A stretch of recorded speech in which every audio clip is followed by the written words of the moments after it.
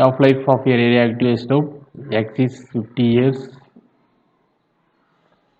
It decays to another element Y, which is stable. Two elements X and Y were found to be in the ratio of 1:15 in a sample of a given rock. Here the rock was estimated to be. ஒரு ராக்லேருந்து X and Y two elements அப்படிங்கும்போது ஒரு எக்ஸுங்கிற element வந்து 50 years of life. அது ரெண்டு எலமெண்ட்ஸ்க்கும் வந்துன்னா ratio வந்துன்னா உங்களுக்கு 1:15 ஒரு குறிப்பிட்ட இந்த ராக்கோட சாம்பிளில். அப்படின்னா ஏஜ் ஆஃப் ராக் என்னன்னு கேட்டிருக்காங்க. இப்போ nx by ny equal 1/15. காரணம் என்ன, உங்களுக்கு இவன் என்னது nx is to ny equal to 1:15.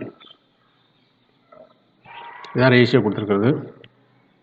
So இப்போ இதே nx + ny என்ன இருக்கும், 16 nx.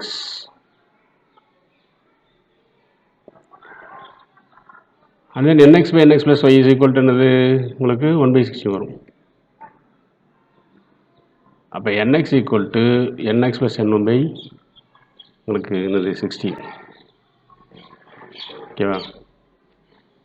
ஸோ 16ங்கிறது என்னன்னா 2/4. ஸோ 1/2/4 nx plus ny காரணம் தான். Age of rock equal to number of half lives stop in past அப்படின்னு பார்க்கும்போது எக்ஸ்பாஸ்ட்ங்கும் போது உங்களுக்கு என்னன்னா